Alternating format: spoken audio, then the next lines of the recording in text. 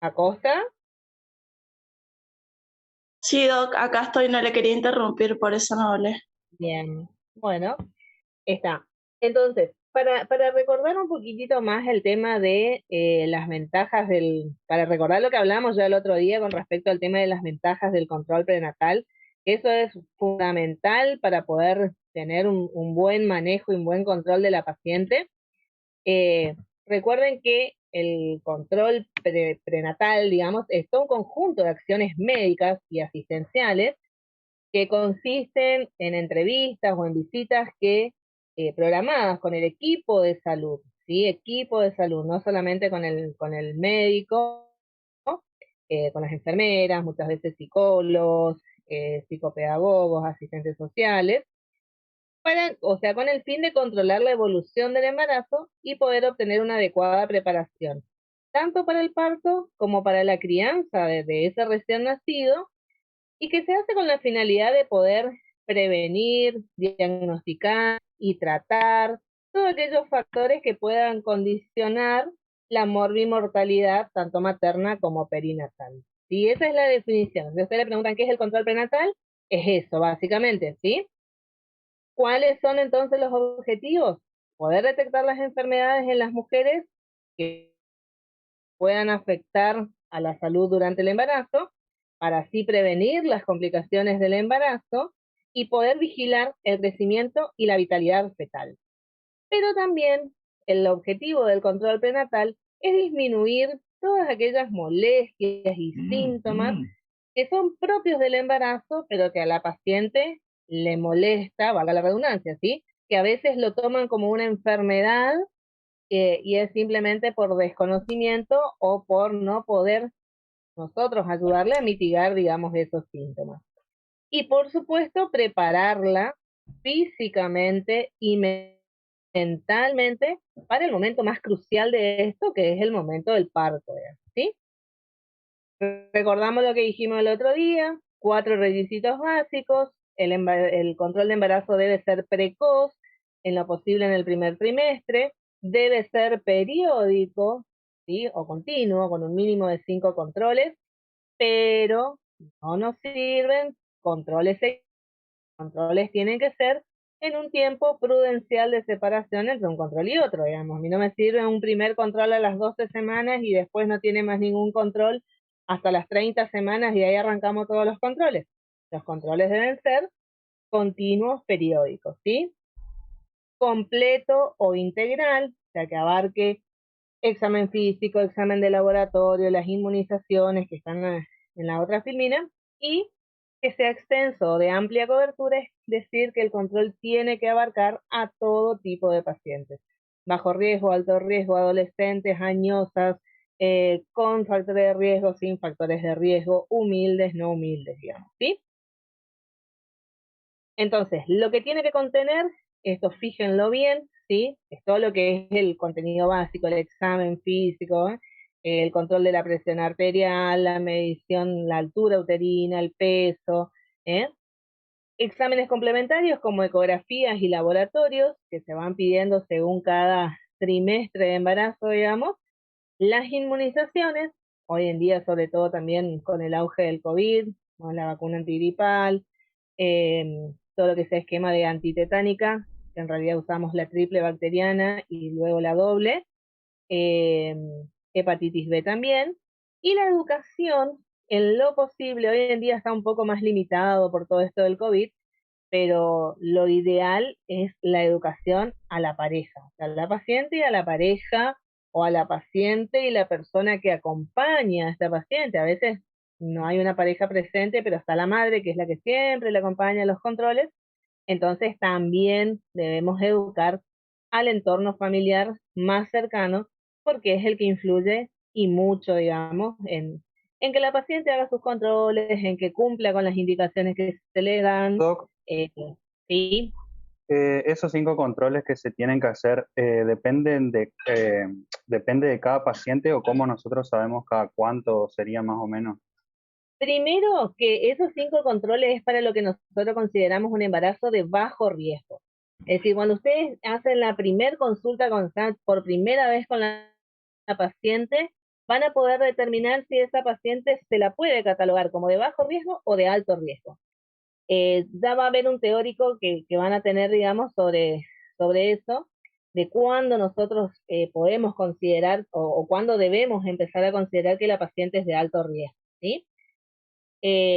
Obviamente que esto no es fijo, esto es algo que se va moviendo, es decir, ustedes pueden, que al principio pueden tener una paciente que es de bajo riesgo y que a lo largo del embarazo se van agregando patologías, por lo cual decimos, listo, hasta acá llegamos, esta paciente pasó a ser una paciente de alto riesgo y necesitará más controles, ¿sí? No es que ustedes del primer día van a determinar el curso de ese embarazo y de la cantidad de controles.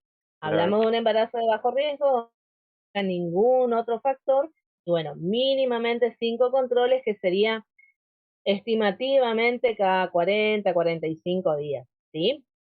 Además, no podemos tampoco, a ver, los controles que se hacen al principio del embarazo no llevan la misma frecuencia que los que se hacen al final del embarazo. Al principio del embarazo, recuerden que la paciente y ya aproximadamente consulta a la 8ª semana, 9ª semana, es decir, 2 meses y medio, 3 meses. Así que ahí ya tenemos ya un primer control con 3 meses del embarazo prácticamente cursados, ¿sí? Y, y al principio, como les decía, los controles con que hagamos cada 40, 45 días les estoy hablando a nivel hospitalario, ¿sí? A nivel privado por ahí se hacen los controles un poco más seguidos, pero a nivel hospitalario, 45 días. Pero ya al finalizar, si la paciente está consultando de 33 semanas y yo le doy para los 45 días y ya estamos llegando prácticamente a la fecha de parto y no va a tener un control, ¿sí? Esos 5 controles además son los controles del embarazo que en teoría los hacemos en las salas, en los centros de atención primaria de la salud, digamos, los CAPS o en los SAP, porque a partir de las 37, 38 semanas las pacientes se derivan al hospital para que continúen sus controles allí, sean de alto o de bajo riesgo, digamos, ¿sí? O sea que esos 5 controles tendríamos que considerarlos hasta las 34, 35 semanas. Perdón, hasta las 37, 38 semanas, ¿sí? Después la paciente ya es derivada para que siga sus controles, digamos, al hospital, ¿sí?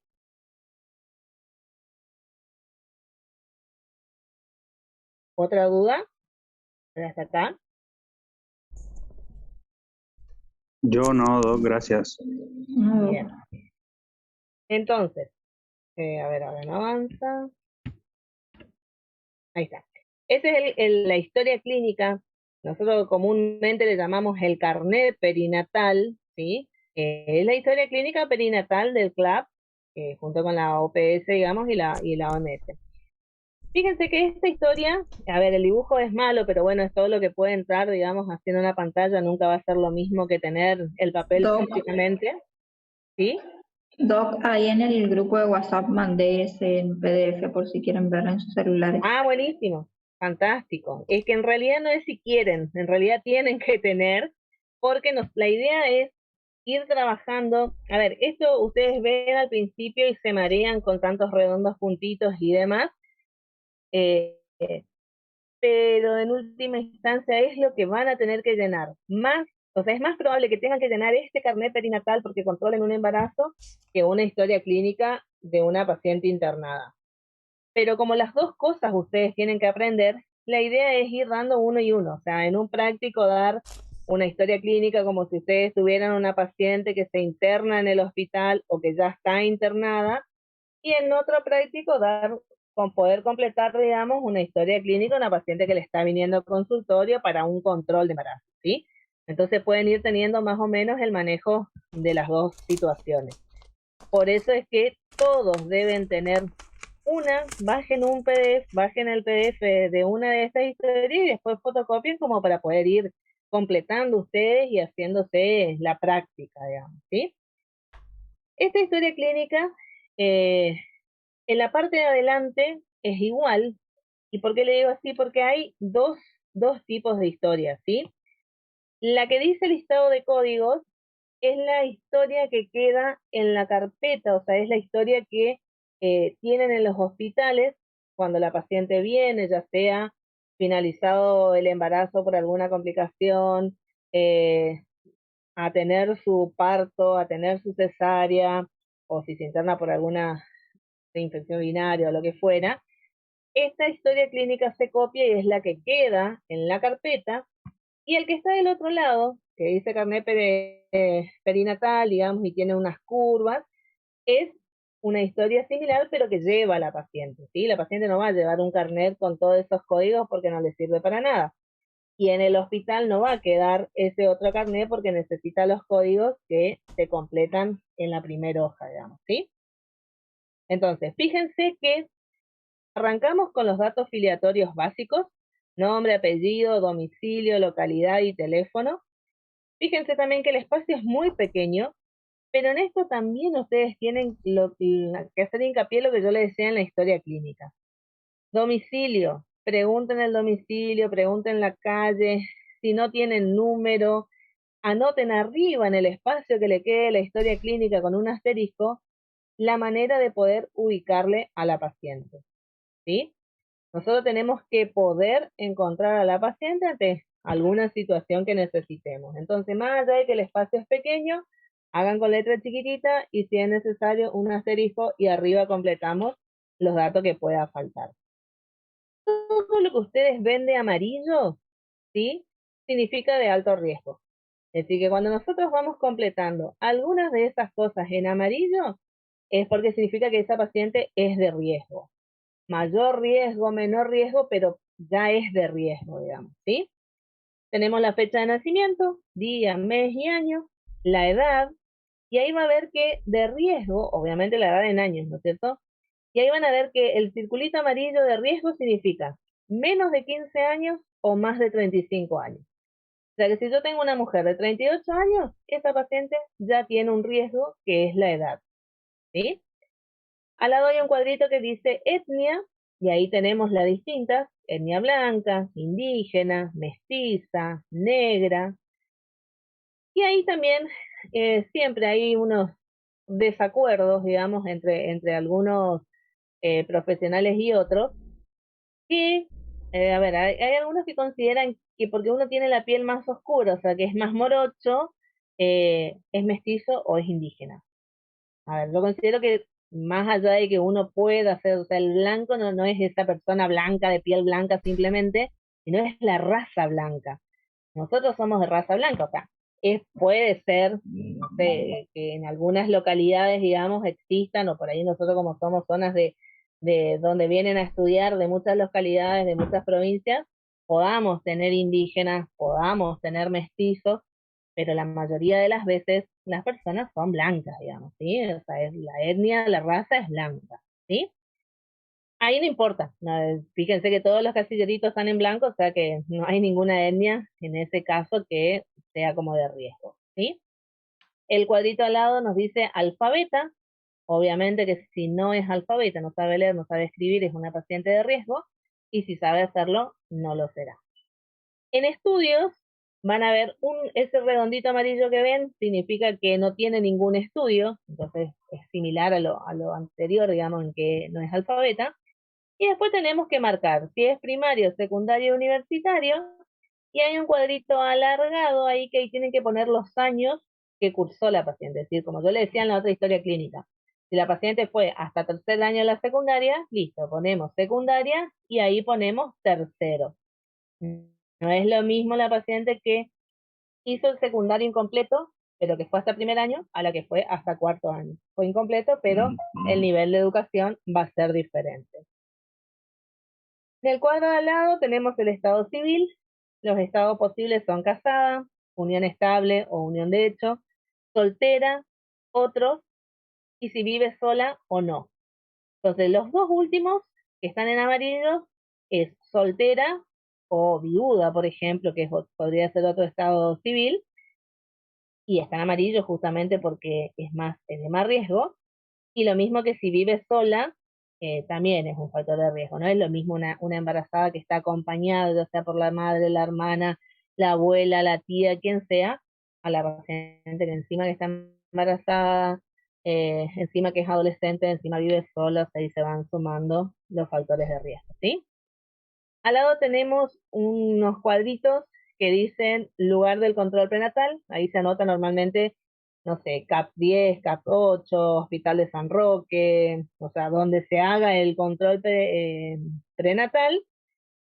El casillero de abajo que dice lugar del parto, eso obviamente se completa al final. Eso lo van a completar en el hospital cuando la paciente ingresa para culminar su embarazo. Y abajo dice número de identidad, que obviamente ahí es donde va asentado el número de documento. Luego tenemos un recuadro grande, así a lo largo, que dice antecedentes. ¿Sí? Antecedentes significa todo lo que sea antes del embarazo. Valga la redundancia, digamos.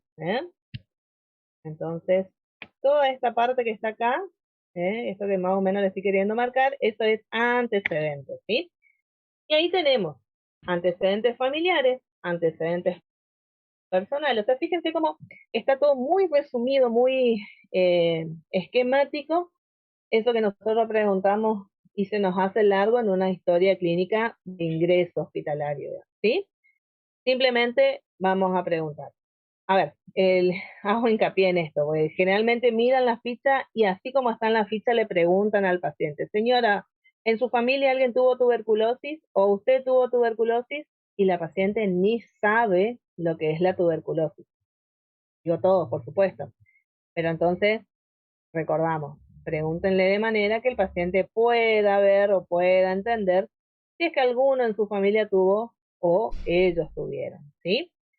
Se pregunta sobre tuberculosis, diabetes, hipertensión, preeclampsia, eclampsia, alguna otra complicación médica o alguna otra condición médica que pueda, no sé, la paciente puede tener lupus, puede tener una artritis reumatoidea, puede, o sea, cualquier otra patología que tenga la paciente o la familia que pueda influir, digamos, ¿eh? O sea, hay enfermedades que son familiares, entonces por ejemplo, si el paciente le dice, miren, toda mi familia, todos tienen colesterol alto, bueno, existe la hipercolesterolemia familiar, que a nosotros nos da la pauta de que también esta paciente puede llegar a tenerla.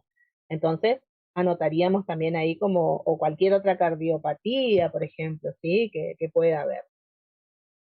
Después también, un poquitito más al ladito, pero ahí dentro de los que son antecedentes médicos, digamos, tenemos las cirugías genitourinarias, antecedentes de infertilidad, o sea, si la paciente tuvo que hacer un tratamiento para quedar embarazada ahora, bueno, las cardiopatías, las nefropatías, y esto que viene es un poco complicado y difícil muchas veces de saber, sobre todo en el primer control, que es violencia, ¿sí? Ahí dice violencia, sí o no.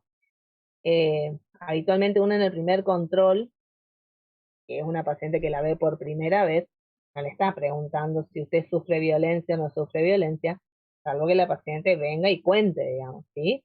Pero esos son temas que a veces a lo largo del control, digamos, y del embarazo, se van sacando esos datos, ¿sí? Si uno puede, hay que preguntar, pero también sabiendo de que en un primer control a veces la paciente no va a comentar ese tipo de situación, ¿sí?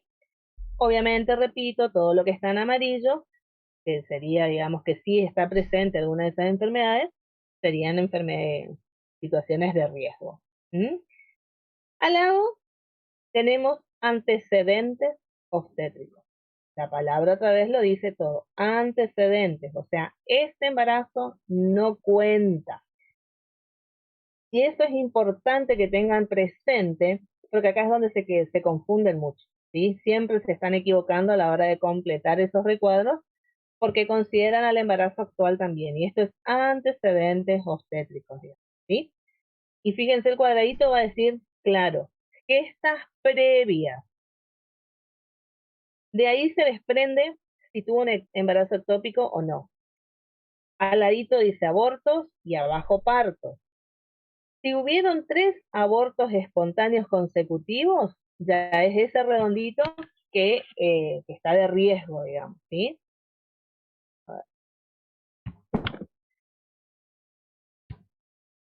Acá, por ejemplo, tenemos abortos, ¿sí?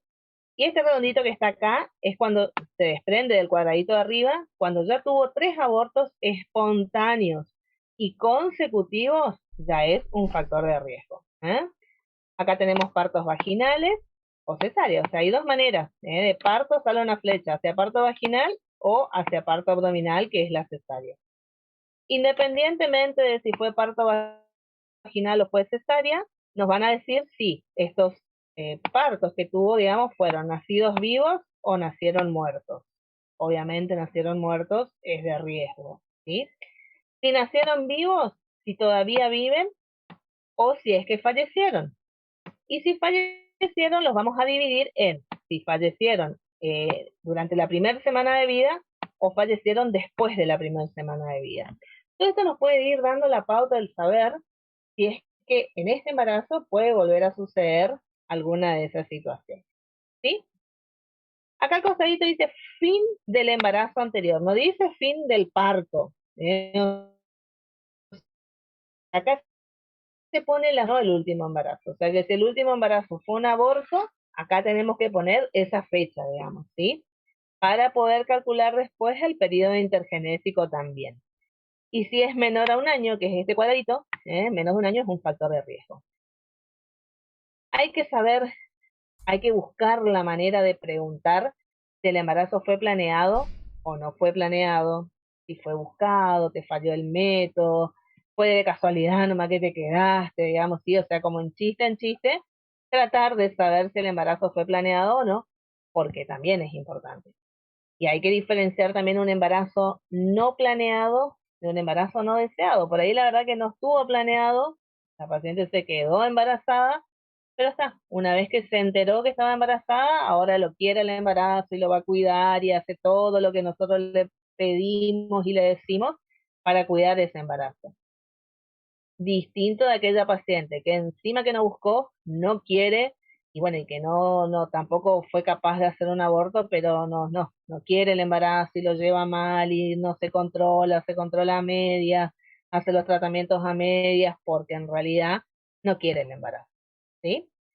Por supuesto que vamos a preguntar si es que, si no fue un embarazo deseado, si es que hubo un fracaso del método anticonceptivo, o sea, si no usaba, si usaba, su método era de barrera, si estaba utilizando un DIU, si eran tratamientos hormonales, si eran tratamientos de emergencia, era anticoncepción natural, todo eso es lo que está en este recuadro, digamos, ¿sí? ¿Hasta ahí estamos? Si algo no entienden, me van parando porque después avanzamos y si no entienden, se complica más, digamos. ¿Eh? Y después ya vamos a entrar a lo que es el embarazo actual. Hasta ahí tenemos antecedentes y ahora comenzamos con el embarazo actual. Le vamos a pesar, le vamos a medir, eso se hace en el primer control para saber el peso inicial y bueno, y la talla que no se va a modificar obviamente a lo largo del embarazo. Al lado tenemos fecha de última menstruación, fecha probable de parto, que lo vamos a calcular, si la edad gestacional es confiable o no, y a su vez, fíjense que está dividido en si es confiable por la fecha de última menstruación, sí y no, y por la ecografía hecha antes de las 20 semanas, otra vez si sí o si no. Vamos a preguntar si la paciente es fumadora activa, si es fumadora pasiva, si utiliza drogas, si utiliza alcohol y si es sometida, digamos, a alguna violencia en cada uno de los trimestres. ¿Sí? En cada uno de los trimestres vamos a preguntar, porque puede ser que al principio sea fumadora, pero bueno, desde que se enteró que está embarazada dejó de fumar, puede ser que tomaba, pero dejó de fumar, puede ser que dejó de fumar en el segundo trimestre, pero en el tercero le ganó el vicio, digamos, y volvió a fumar. Entonces, en cada trimestre tenemos que ir preguntando. Me salté un poquitito esto para seguir un poco más con el examen primero físico. Acá tenemos eh, el examen odontológico y examen de mama. Las pacientes ya desde el primer control tenemos que derivarlo a la odontóloga, si es necesario, o sea, hay que hacerle una derivación por escrito. Solicito que la paciente fulana de tal que cursa gestación de tantas semanas sea examinada. En el caso de requerir tratamiento odontológico, qué es lo que se le puede hacer, qué medicación se puede hacer, pero es fundamental mantener una buena salud bucal. Entonces, vamos a controlar, obviamente, para saber si yo le tengo que derivar o no, tengo que examinarla, entonces veo si su examen odontológico es normal o no, y de todos modos, por más que yo la vea, que aparentemente están sanos sus dientes, no somos odontólogos, así que entonces mandémosle que el especialista le examine, ¿sí? Y que así como nosotros le dimos por escrito que el examen necesitaba un examen odontológico, ellos nos reenvíen por escrito si ese examen fue normal, si le sugiere algún tipo de tratamiento, algún control en qué tiempo, y si tiene que hacer tratamiento con más razón, digamos, ¿sí? Y por supuesto que vamos a revisar las mamas, ¿eh? O sea, acuérdense que la paciente, primero, no es panza solamente, o sea, es una mujer con todo el cuerpo, digamos, y que puede tener un cáncer de mama, una displasia mamaria, nódulos en la mama, o sea que tenemos que controlar ya en la primera vez que hagamos el control, y justamente si detectamos algo, poder tratarla. Y segundo, porque la mama va a ser un órgano vital una vez que se produzca el parto, digamos, así es cuando va a tomar auge, digamos, la mama con el tema de la lactancia. Después tenemos el examen del cervix, ¿sí? Acá en un costadito, ¿eh? O sea, que vamos a controlar, obviamente, si es que la paciente es normal o no, le vamos a hacer una colposcopía, digamos, vamos a examinar el cuello y si la inspección ya nos da normal, ponemos sí, si no nos da normal, no. Si presenta Papa Nicolau y colposcopía. Bien, después tenemos acá al lado, ya un poquito al lado, y por eso me salteé un poquito esto de arriba porque están mezcladitos, que es un poquito de los exámenes que se les solicita. ¿Eh? Quiero mirar acá un poquitito abajo primero. En esta parte, ahí, en esta parte es donde nosotros vamos a ir haciendo los controles, todo esto que está acá, donde vamos a ir haciendo los controles, o sea, cada control rellenamos eso. Se anota la fecha de la consulta, las semanas de amenorrea, es decir, se saca la edad gestacional, que ¿cómo se sacaba? ¿Quién se acuerda cómo se sacaba la edad gestacional?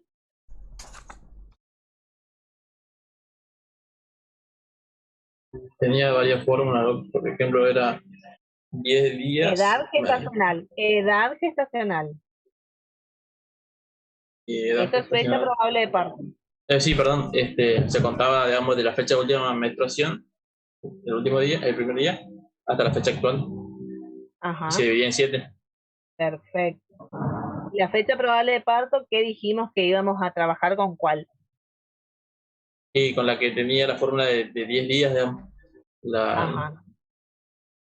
¿Y cómo se saca entonces? Fíjense que yo ya les dije hoy que acá teníamos que poner fecha de última menstruación y fecha probable de parto. Entonces, ¿cómo pondríamos la fecha, cómo calcularíamos la fecha probable de parto? sería del último día de menstruación, digamos, el primer día de menstruación, más 10 días, Ajá, menos 3 meses, más un año, digamos. Sí, eso. sí. No siempre es más un año, ¿eh? Eso fíjense.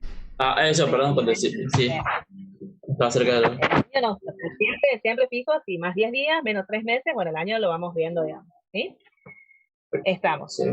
Entonces, acá en el examen otra vez tendríamos que poner la fecha en la que la paciente consulta, las semanas en la que está embarazada, cuánto pesa en ese control, cuál es su presión arterial, la altura uterina, la presentación, si es que está cefálica, pelviana, indiferente, la frecuencia cardíaca y los movimientos fetales, ¿sí? Frecuencia cardíaca no se anota positivo o negativo. Obviamente si es negativo, sí. Pero si es positivo, no se anota una cruz, ¿sí? O dos cruces, tres cruces, no. Se anota la frecuencia cardíaca que se ocultó. 130, 140, 150 o lo que fuera. ¿Por qué les aclaro eso? Si ustedes ponen positiva, yo le puedo decir que la frecuencia cardíaca de 100 latidos por minuto, latidos fetales, por supuesto, y es positivo. Y sin embargo, el feto está en bradicardia, ¿sí? Y esto también es positivo y el feto está con taquicardia. Entonces tenemos que poner la frecuencia cardíaca que se oculta, digamos, ¿eh? Para evitar problemas después. Y ven que todo acá tienen como estos triangulitos amarillitos acá al costado, que obviamente eso lo tienen que poner si algo está fuera de lo normal. La frecuencia es de 160, marcamos ahí con amarillo porque está, perdón, 170, marcamos con amarillo porque está dentro de fuera de lo normal. Si la altura uterina es de 30 para un embarazo de 20 semanas, lo marcamos en amarillo porque está de más, digamos, ¿sí? Entonces, cualquier cosa que esté fuera del rango normal, los marcamos en esos triangulitos amarillos que se ven ahí. Obviamente que nosotros le vamos a ir pidiendo laboratorios a la paciente y vamos a ir anotando, digamos, ¿eh? Y eso es lo que se anota acá. Por eso quería esperar un poquito. Acá tenemos, a ver, ¿qué vacuna es esto? Acá tenemos grupo y factor. O sea, una de las primeras cosas que en el primer laboratorio que le vamos a pedir es el grupo y factor. Tenemos que saber si esta paciente A, B o lo que fuera, y si es positivo o negativo. Si la paciente es de un grupo sanguíneo negativo, tenemos que saber si está inmunizada previamente o no. O sea, se le hicieron la gamma globulina, que ya eso ustedes lo van a ver un poquitito más adelante, lo que es la madre RH negativa, digamos, ¿sí? Y si se pidió, o sea, si se hizo gamma globulinas anti-D, es lo que se colocaría acá abajo, ¿sí? Pedimos toxoplasmosis, también vamos a anotar acá si es negativo o si es positivo. Pedimos toxoplasmosis antes de las 20 semanas, después de las 20 semanas, si es que necesitamos pedir inmunoglobulina M porque tenemos alguna sospecha. Pedimos HIV, básicamente 2. Por lo general se pide un laboratorio por cada trimestre. Y en lo posible, pedimos las serologías también en cada trimestre, digamos, ¿sí? Para poder detectar a tiempo algunas de estas patologías, ya sea HIV, BDRL, sífilis, toxoplasmosis, ¿eh? Acá hay otra cosita. Fíjense que en la ficha, a ver, nosotros habitualmente cuando hacemos un laboratorio pedimos hematocrito o a veces piden directamente hemograma, ¿sí? La verdad es que está bien y no. Es decir, el hemograma ustedes saben que además de tener hematocrito, hemoglobina, tiene recuento de glóbulos blancos, entonces a veces uno se plantea la necesidad, o sea, ¿qué necesidad hay de pedir un hemograma en una paciente que no tiene síntomas infecciosos? Y si pensamos en los recursos económicos que se gastan al pedir un hemograma, que no son los mismos que pedir un hematocrito, y cuando hablamos a nivel hospitalario tenemos que ser un poco, o a nivel de salud pública, digamos, ser un poco más cuidadosos en lo que se gasta, ¿sí? Entonces por ahí simplemente se pide hematocrito y hemoglobina, y bueno, y otras veces van a ver que piden directamente hemograma. Pero fíjense que acá en el carné perinatal no les dice valor de hematocrito, le dice el valor de la hemoglobina, ¿sí? Antes de las 20 semanas y después de las 20 semanas, y si es que la paciente estuvo o no con ácido fólico, digamos, ¿eh? ¿Y por qué es importante? Y les recalco esto. Esta historia clínica que ustedes van a rellenar acá cuando le hacen el control a la paciente, es lo mismo que van a copiar en el hospital cuando la paciente se ingresa y es lo mismo que el personal de estadística va a cargar después en las planillas, digamos, en los registros que quedan en el hospital. Entonces, si donde dice hemoglobina ustedes le ponen el valor del hematocrito, es decir, le ponen 33, ellos van a cargar como que tiene de hemoglobina 33, ¿sí? Y eso va a quedar en la estadística de esa manera. Entonces, hay muchos sesgos estadísticos a causa de esto, ¿eh? Entonces, si ustedes tienen un laboratorio donde solamente tienen hematocrito y no tienen hemoglobina, ¿cómo pueden calcular la hemoglobina? ¿Cómo se calcula una hemoglobina? A partir de un hematocrito, digamos.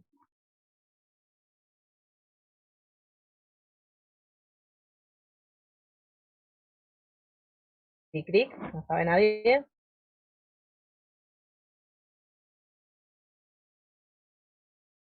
Chicos, están por terminar la facultad. Bueno, el hematocrito se divide por 3 para hacer un cálculo, digamos, de la hemoglobina, ¿sí? Entonces, si tenemos un hematocrito de 33, tendremos una hemoglobina de 11. Eso a grosso modo, digamos, no es un cálculo preciso, pero para poder tener una idea, ¿sí? Bien.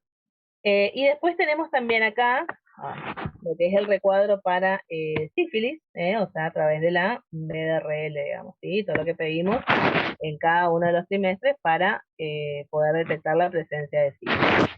Pedimos Chagas, pedimos hepatitis B, pedimos urocultivo para poder diagnosticar la bacteriuria y pedimos la glucemia, ¿sí? La glucemia se pide como glucemias en ayunas, digamos, en el primero y en el tercer trimestre, y a las 24 semanas vamos a pedir la P75, que es para poder diagnosticar la diabetes en el embarazo, ¿sí? También ya lo van a ir viendo. Al principio parece como que son muchas cosas y después a medida que se le van dando los temas, ustedes van a ir entendiendo estas cosas, que es lógico. Al ser la primera vez que lo escuchan es un tanto abrumador, digamos, ¿eh? Fíjense, acá tenemos un cuadradito que dice estreptococo B o estreptococo beta hemolítico. Se pide entre las 35 y las 37 semanas un exudado vaginal y anal para poder detectar este germen. Y bueno, si se pidió, no se pidió, y si se pidió, si fue negativo o si fue positivo. ¿Qué otra cosa vamos a hacer? Lo que hoy me salté acá un poquito, que es la parte de inmunizaciones, ¿eh? Este carnet es pre-COVID, así que acá no tenemos lo que es inmunización de COVID, pero tenemos antirrubiola, si es que tenía previamente, porque obviamente en el embarazo no se lo va a hacer, y lo de antitetánica, ¿eh? De todos modos, también está recomendado hacer lo que es la vacunación contra la hepatitis B y la antigripal, que bueno, faltarían agregar en este carnet, pero bueno, este carnet ya viene desde hace mucho tiempo, digamos, utilizándose. Hay cositas acá que ustedes la van a ir completando, no en el primer control, porque no lo pueden hacer, pero lo van a ir completando después, a medida que va avanzando el embarazo o ya al finalizar. Una es la preparación para el parto, o sea, si la paciente tuvo algún tipo de preparación, si hizo gimnasia para embarazadas, charlas para embarazadas que se suelen hacer en el hospital, por ejemplo, y si recibió consejería para la lactancia materna, que ojo, también es nuestra función aconsejar a la paciente y sacarle todas las dudas con respecto a la lactancia materna durante el embarazo y ni que hablar en el momento del puerperio, ¿sí? Hasta acá es la parte que nosotros vamos a trabajar los primeros tiempos, digamos, en clase, ¿sí? Esta parte ya es lo que completamos una vez que la paciente ingresa al hospital para tener su parto o su aborto, en el caso que fuera, si el parto fue vaginal o fue cesárea. Acá lo que si ustedes van mirando les va a ir diciendo si el inicio fue espontáneo, si es que rompió bolsa, de qué edad gestacional estaba, si está encefálica, está en pelviana, o sea, tiene todo que ver con el momento del parto. Entonces, lo vamos a ver, lo vamos a trabajar, por supuesto que sí, ustedes al finalizar el cursado tienen que saber todo esto, pero por ahora vamos a enfocarnos en esa primer parte, ¿sí? Bueno, ¿quién tiene en lo posible dos que tengan la historia como para poder hacer? Porque esa es la que vamos a levantar al aula esta semana, digamos, ¿sí? Entonces yo voy a oficiar como hicimos el otro día de paciente, pero ustedes tienen que interrogar como para poder llenar este carnet perinatal.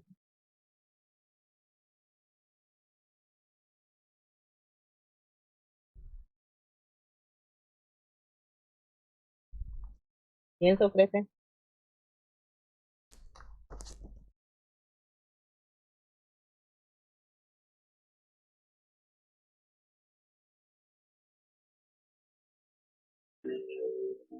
Yo, Doc. Yo, ¿Quiénes son yo? Adriana. ¿Poster y Panica? Sí. ¿Panica otra vez? Sí, bueno, sí. Sí, pero... Bueno, vamos a tratar de que sean, está bien, pero vamos a tratar de que vayan haciendo todos, chicos, ¿sí? O sea, acuérdense que de eso también aprenden ustedes y de eso también sale nuestro concepto, ¿eh? No se vayan a olvidar de ese detalle. Doc, Bueno, antes de comenzar, te podría hacer una pregunta respecto ¿sí? a la entrevista que tuvimos, o sea, hacer la historia clínica. ¿Sí? Usted nos dio un dato que, por ejemplo, la paciente era separada Y yo pensé, digamos, si se le podía preguntar cuál fue la causa de la separación, por ejemplo, si ponerle que hay un engaño, y ahí se podrían, o sea, qué sé yo, pensar en algo, como usted dijo, de relacionar al número de parejas de alguna infección de transmisión sexual, digamos. O sea, si se podría justificar ese tipo de pregunta por eso, digamos. Sí, a ver, todo va a depender. Estas son cosas que ustedes la tienen que ir manejando en virtud a la paciente que tienen, ¿sí? A la confianza que le puedan ustedes despertar a la paciente, que eso es fundamental y en eso es lo que tienen que trabajar, en la manera que le preguntan las cosas también, digamos, ¿sí? Frente a quien esté, que pónganle que la paciente justo ustedes están interrogando y está al lado de su pareja actual y no sé, entrar a preguntarle cómo era tu pareja anterior y te engañó, no te engañó, no sabes con cuántas te engañó y no sabes si te pudo haber transmitido algo, es como que la paciente se va a sentir muy incómoda para contestarle y no nos va a aportar gran cantidad de cosas si es que, por ejemplo, ya fue una relación pasada, si ella no les cuenta que tuvo algún tipo de infección, entonces hay que ir viendo la situación. Obviamente que cuanto más cosas uno pueda sacar, siempre es mejor, pero ya le digo, depende de la situación en la que esté. Ahora, si es una paciente que esté sola, le dices, ay, pero qué barbaridad, y, es de otra pareja y te separaste, güey, qué lástima y no funcionó, qué pasó, eh, no sé, y le pueden ir sacando así de esa manera y les cuenta y creen que pueda tener relación, bien, pero lo van manejando según la situación en la que estén, digamos, ¿sí? Y Oye, hay gracias, doctor.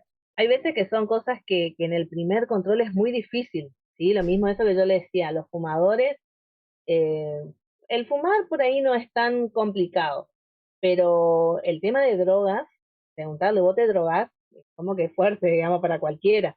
Entonces, ¿consumís algún tipo de medicación? ¿Hay algo que vos siempre estés tomando que no sea o que sea habitual? Y bueno, y de esa manera tratar de ir interrogando y a veces no vamos a conseguir la verdad en la primera consulta y entonces en la próxima consulta, "Ay, vos sabés que me olvidé la vez pasada, ¿qué me dijiste? ¿Vos tomás, no tomás?"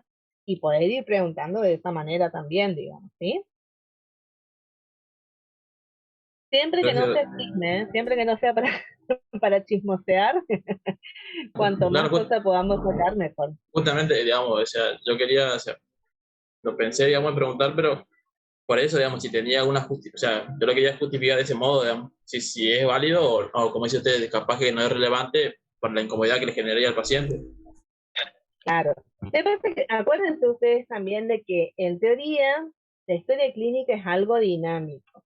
Entonces, ¿qué puede pasar? Que ustedes hicieron todo el interrogatorio, no preguntaron nada de esas cosas, digamos, y en algún momento de ya sea el examen o que vuelvan a hablar con la paciente o en un control posterior, eh, o cuando le van a pedir el laboratorio, por ejemplo, si ustedes le digan, mira, te voy a pedir para ver si tenés toxoplasmosis, si tenés o tuviste sífilis, y cuando le dicen sífilis, me parece que sí, una vez lo tuve, porque mi pareja anterior me contagió. Bueno, entonces ahí ya vuelven ustedes a lo anterior, digamos, a hacer otras preguntas que supuestamente ya pasaron por alto. Y a medida que uno va hablando con la paciente, pueden ir surgiendo cosas que hagan que ustedes tengan que completar la historia que en teoría ya preguntaron todo, digamos. ¿Mm? Claro, sí, gracias. Bien, entonces, vamos con los chicos a ver, y todos tienen que completar, eso ya saben, ¿eh? Eso ya saben que tienen que completar todo. Vamos a tratar de hacer un poco rapidito, total es corto, así podemos ver un poco de pelimetría antes de terminar la clase, ¿sí? Que pelimetría es un poco complicado también. Bueno, bueno, los datos serían, por ejemplo, nombre, María del Carmen, apellido Rolón. No, yo me llamo María Laura. Sería otro caso, perdón. Pensé que Y era el ese que. de otra paciente. Perfecto, perdón. Eh, Buenas tardes, María Laura. ¿Me podría decir su apellido, por favor? Torres. ¿De dónde es su domicilio? ¿Vive acá en Corrientes? Sí, en el barrio Juan 23.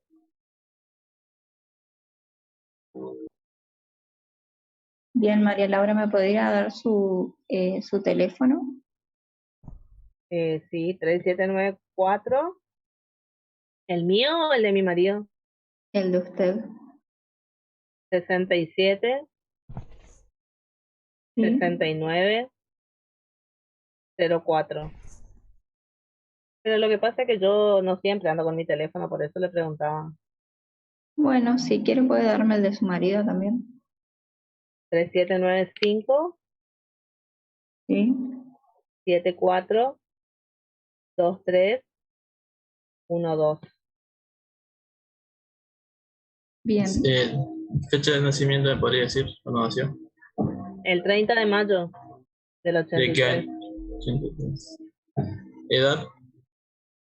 37.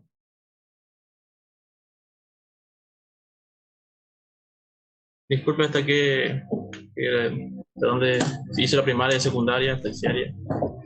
Sí, terminé todo, soy profesora ¿De qué carrera? ¿O materia? de Perdón. matemática, de matemática, Profesora de matemática. sí, Dígame, María Laura, ¿usted vive con su esposo? sí, casada.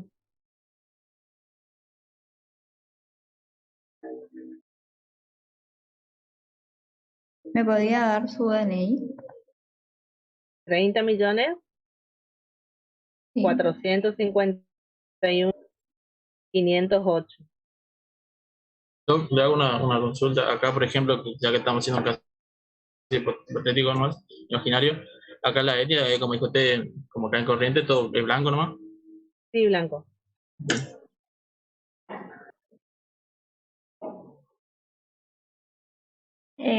María Laura, ¿sabe si algún familiar suyo tiene alguna enfermedad, por ejemplo, diabetes, alguien es hipertenso? Y mi mamá tiene la presión alta.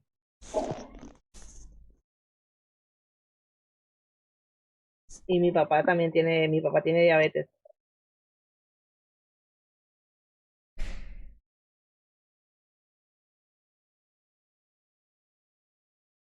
¿Tiene hermanos? ¿Sabe si alguno No, sufre de no, no. nada? No tengo hermanos, no tengo ¿Y su hermanos. mamá siempre tuvo la presión alta o cuando la tuvo usted?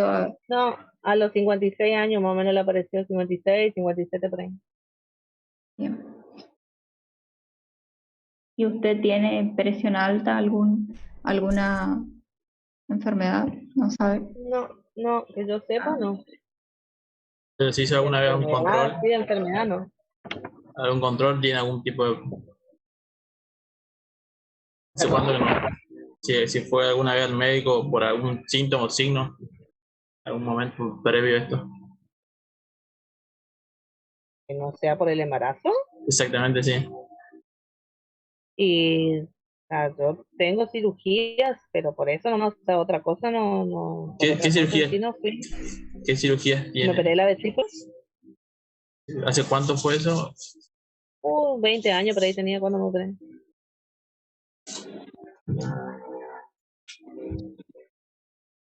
Y también me operé del apéndice, Pues, pero esta era chiquita, 10 años por ahí tenía.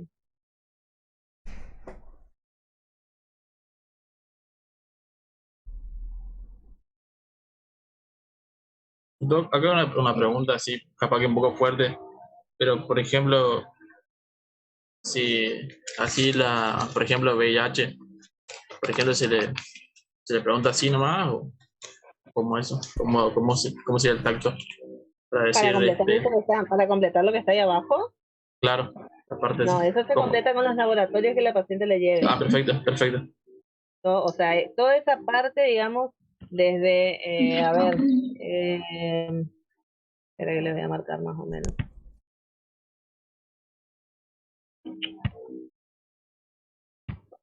Todo esto, bueno, el serie, examen, grupo y factor se completa con el laboratorio, toxo, esto así, todo esto se va completando ya después con los laboratorios que presente la paciente, ¿sí? Perfecto. Todo esto se va completando con lo que ella le vaya trayendo, ustedes le van a pedir y lo que ella les traiga, digamos, ahí lo van completando. Perfecto. María Laura, le consulto, ¿tiene hijos? Sí, tengo uno. un hijo. ¿Y cuántos años tiene? Mi hijo, 13. ¿Lo tuvo por parto normal, por cesárea? No, por cesárea le tuve. ¿Se acuerda cuánto pesó al Eh, nacer su hijo? 3 kilos 200 o 3 300 creo que era. ¿Y se acuerda las cuántas semanas más o menos lo tuvo? Si le dijeron que No, sí, a las 39 semanas me dijo el doctor, ahí programó la cirugía. sufrió un aborto. No, abortos no. ¿Algún embarazo ectópico? Sí, ese tuve hace 11 años más o menos. O sea, ese fue en el 2011 por ahí. Le consulto. Usted me dijo que su hijo, ¿cuánto tiene su hijo? 13, 13. sí. Bien. ¿Y el que falleció, digamos, o sea, el embarazo ectópico, perdón? Ah, y ese Ese fue que... en el 2010. Ese fue después, ese fue en el 2010. Le consulto. Ah, bien. Por eso esperé mucho para este, porque me quedé con miedo. Ujú. ¿Y este embarazo usted lo planeó con su marido? ¿Quería quedar embarazada? Sí, ese sí estaba buscando.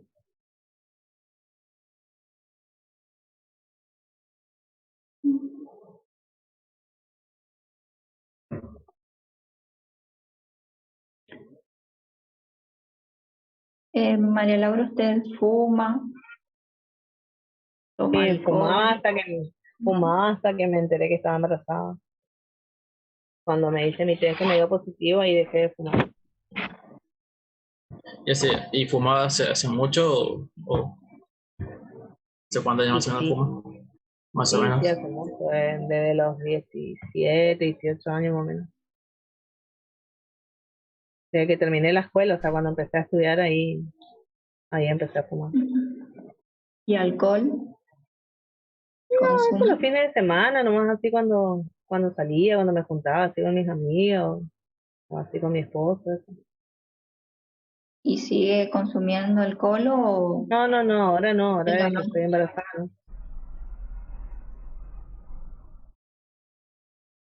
Doc, y eso de la droga, como usted dijo, él le preguntaría si toma algún tipo de medicamento extra. ¿Algo así Sí, sería? o sea, tomás alguna medicación o hay algo que tomes con mucha frecuencia, eh, por arrancarle por ahí. O por ejemplo, como ustedes preguntaron, ¿fumás? Sí, fumás. Bueno, ¿de los cuantos? ¿Y qué fumás? ¿Cigarrillo común o fumás algún porro?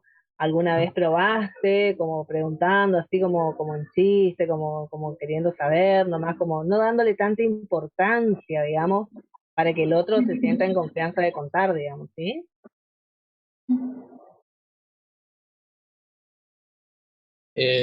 ¿Toma algún tipo o sea, otro medicamento, algún medicamento? No, solo Y, lo que y, me había aconsejado el doctor que tome para el embarazo, ¿no? y nos habías comentado que fuma Sí, cigarrillos, fumaba. bueno, perdón, que fumaba Sí, sí, cigarrillo, ¿no? cigarrillo. Sí, cigarrillo. Ah,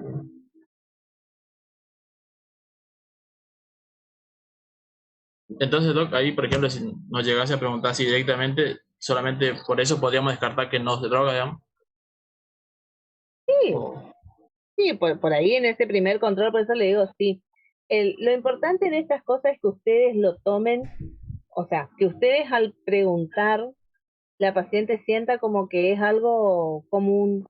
O sea, que no es que ustedes le van a juzgar, ay, vos te drogás, ay, qué bárbaro, vos fumás, ay, tuviste 20 parejas, qué barbaridad. O sea, que ustedes lo tomen como natural, que pregunten como algo re natural, algo que es re común, todo el mundo lo hace, entonces, ¿por qué vos no, digamos?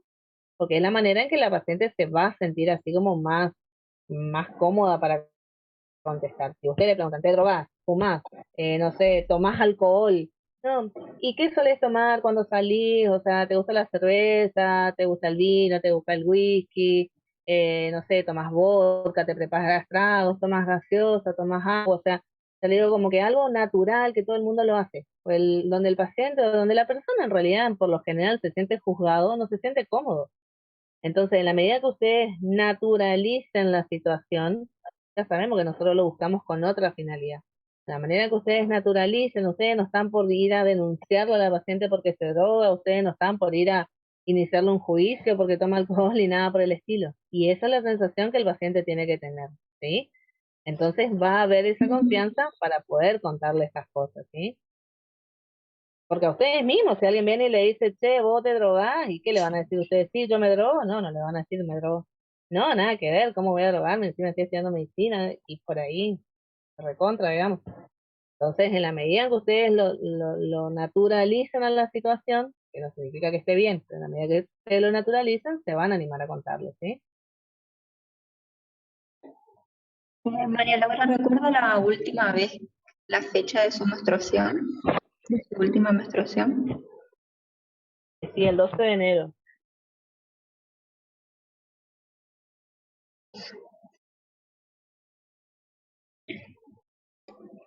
Doc, acá en el caso Doc, de Doc, peso y talla, bueno, yo que fui, hay veces que las enfermeras ya le pesan y le miden, digamos, le van, tipo, entran al consultorio con un papelito. Eso Claro. no siempre es así, digamos. Sí, sí, sí, muchas veces en los centros de salud se trabaja de esa manera porque entonces como que se ahorra tiempo entre comillas, digamos, ¿sí?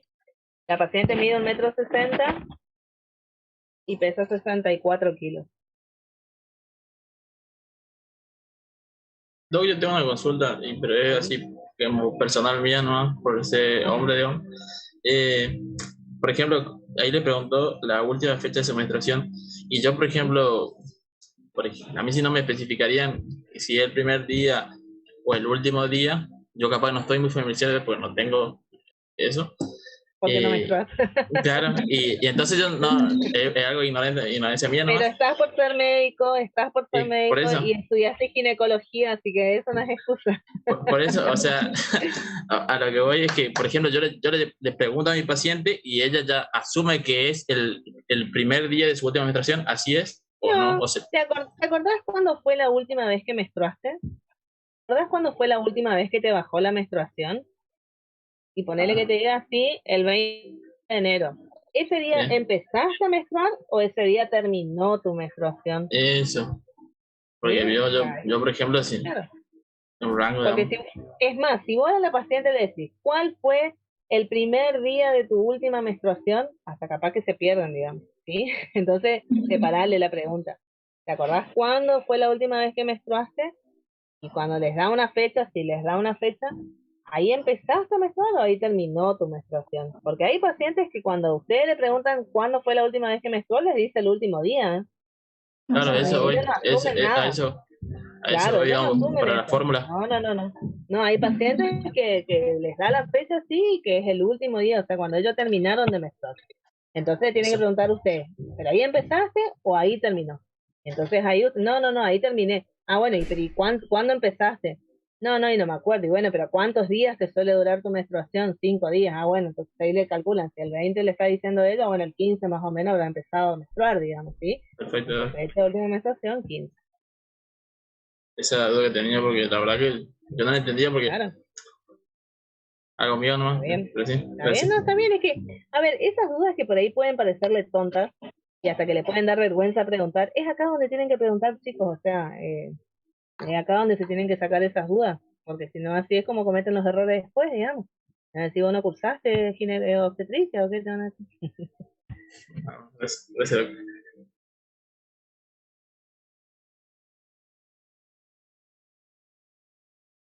¿Ya está? ¿Ya me puedo ir?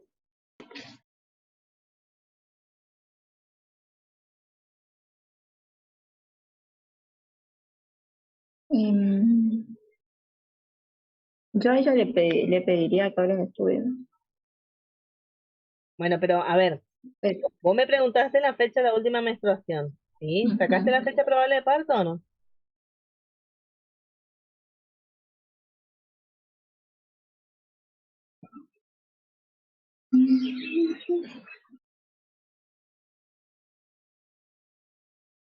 Enero 12. 40 semanas. El Puede 2 ser de 22 de octubre octubre. Ajá. ¿Y en qué mes estamos? en septiembre. El, La el, semana ve- que el, viene, 20 ¿no? el 22 de octubre. ¿Y en qué mes estamos? En En septiembre, Septiembre. el mes que Ajá. viene. ¿Y entonces qué me pedirías?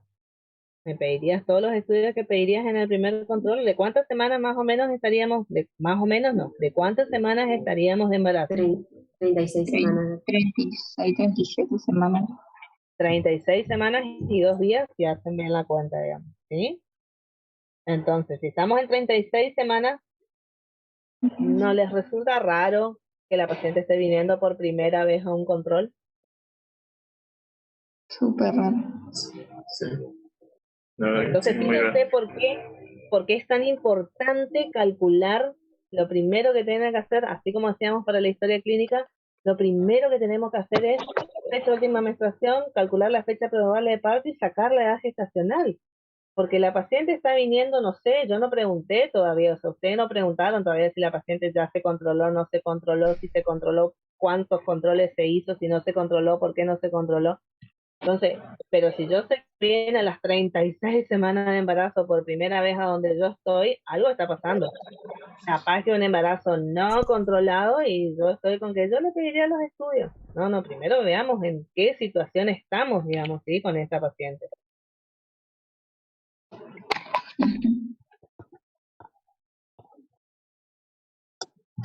Doc, y en ese caso, por ejemplo, como usted mencionó que la paciente, por ejemplo, recién vendría a ese control, uno, por ejemplo, no entraría a preguntar qué le pasó, por qué surgió eso a la paciente, o sea, por qué no vino antes, Pero obvio, o qué sé.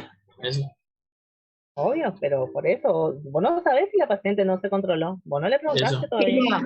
Bueno, pero yo hoy o sea, usted hoy dijo que cuando él le preguntó los estudios, dijo, no, solamente los estudios que ya me pidió mi médico por el embarazo. Ahí yo le asumí que no, es el primer control.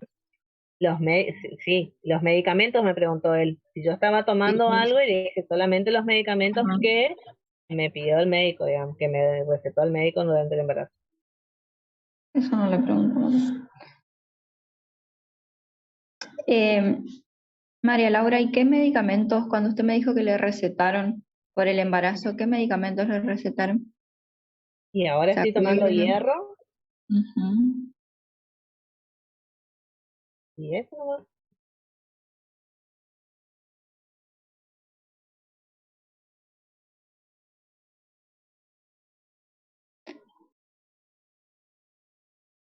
Ácido Bien, fólico, ¿no? ¿Cómo? Ácido fólico. No, no, no. No, eso al principio nomás del embarazo, pero después me dijo que yo no tenía que tomar más. ¿y por qué acude a la consulta? Porque el doctor me dijo que ya tenía que venir acá al Ujú. hospital, ya me tenía que seguir controlando acá en el hospital.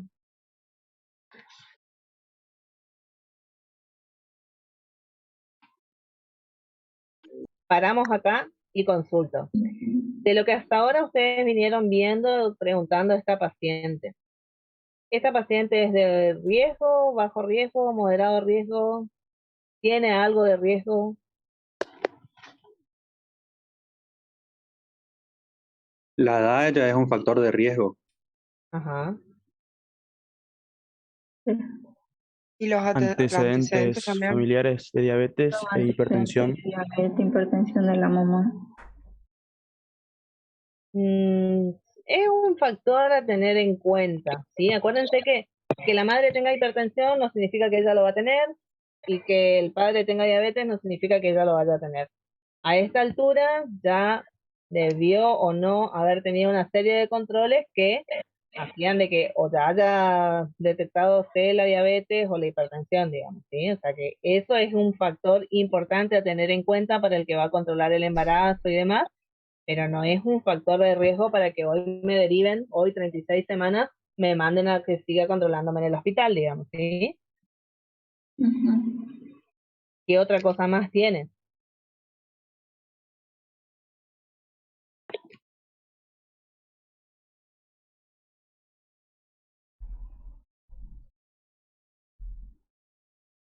Bueno, los hábitos tóxicos también que tenía. El embarazo ectópico que tuvo. Sí, eso no sé. ¿Y qué más? El de fumador, perdón, vuelvo a eso La para que no te quede cesárea claro. de su hijo anterior, Es cesárea. chicos, la paciente ya tiene 2 cirugías pelvianas, ¿sí? Tiene un embarazo ectópico y tiene una cesárea anterior.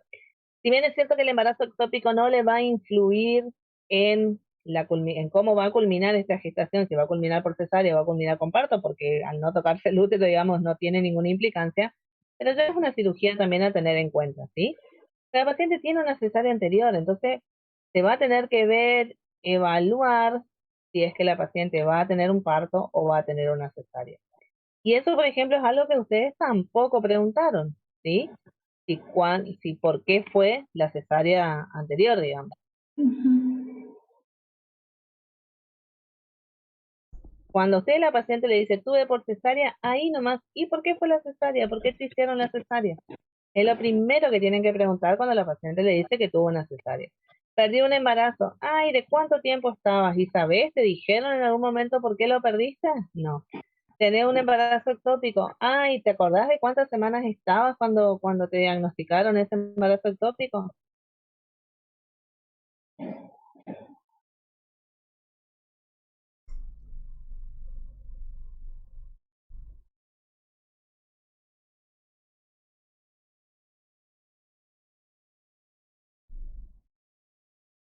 Bien, ¿seguimos?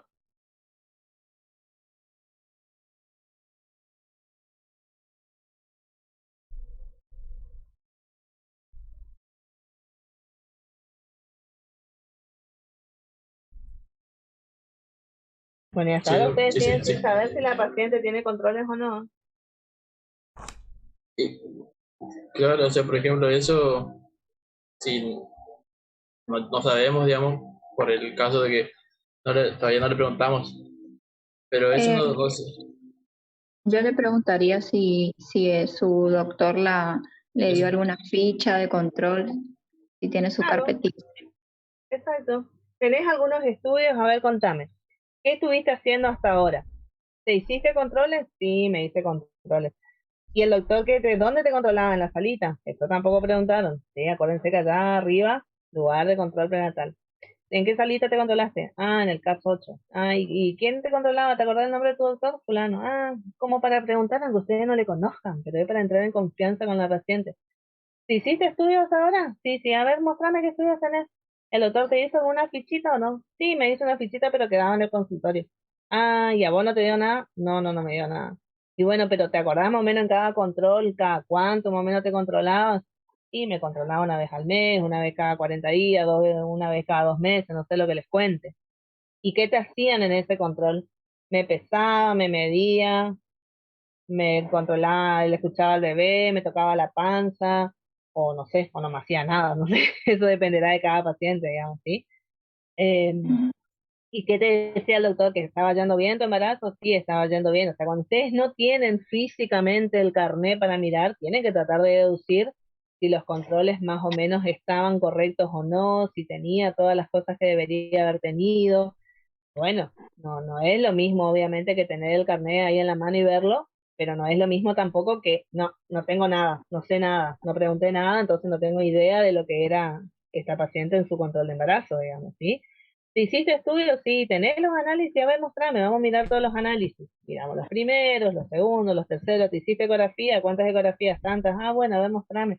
Y van mirando, digamos, los estudios que va haciendo la paciente, que tiene o que no tiene, porque en base a eso nosotros vamos a definir si es que la paciente necesitamos pedirle algo que hasta el momento no se había hecho. ¿Te pusiste vacunas en el embarazo? Sí. ¿Qué vacunas te pusiste? Tal vacuna, tal vacuna. Ah, ¿y tal otra vacuna no te pusiste o sí? O sea, ¿te acordás más o menos en qué fecha te pusiste o de cuántos meses de embarazo vos estabas cuando te pusiste la vacuna? Todas esas que no tenemos escrito, tenemos que tratar de ir interrogando y anotando. Y si tiene escrito, con más razón, digamos. A veces quizás no tengan esta historia, pero le anotó en otro papelito, en otro cartoncito, no sé, en algún lugar, y bueno, vamos recabando los datos. A lo mejor la paciente viene con esta historia clínica, pero no está completa la parte de laboratorio, pero ella tiene sus laboratorios, y bueno, entonces nos tendremos que tomar el trabajo de agarrar los laboratorios uno por uno y de ir completando esos casilleritos, digamos, que debió completar el médico, pero no completó, digamos, ¿sí? Sí.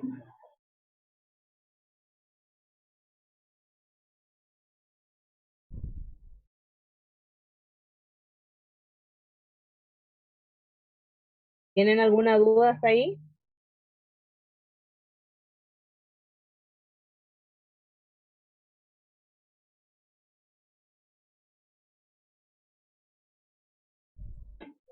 Yo quiero preguntar algo. Lo del estreptococo, ese estudio se pide si va a ser parto normal nomás o en general ya se pide. Siempre se pide, ¿sí? Por más que sea una cesárea electiva, por la causa que fuera, si en algún momento se produce la rotura espontánea de las membranas, digamos, puede existir el contagio igual. Y entonces nosotros sí o sí necesitamos saber si el estreptococo está presente o no. Es un estudio de rutina entre las 35 y las 37 semanas a todas las pacientes, sean parto o cesárea.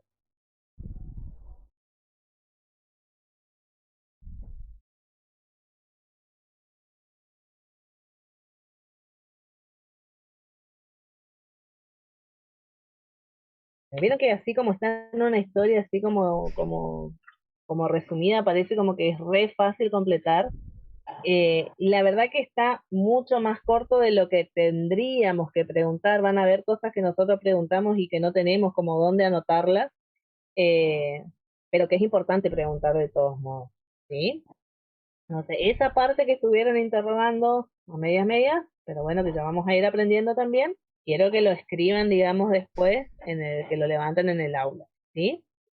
Fíjense, esto nomás le quiero mostrar, en el carnet perinatal, hay una parte acá en el medio, o sea, en el carnet que está, digamos que a mi derecha, hay un cuadrito chiquitito que dice internación, o hospitalización, dice en realidad, que esto se completa cada vez que la paciente por algún motivo, o no, se tenga que internar en el hospital.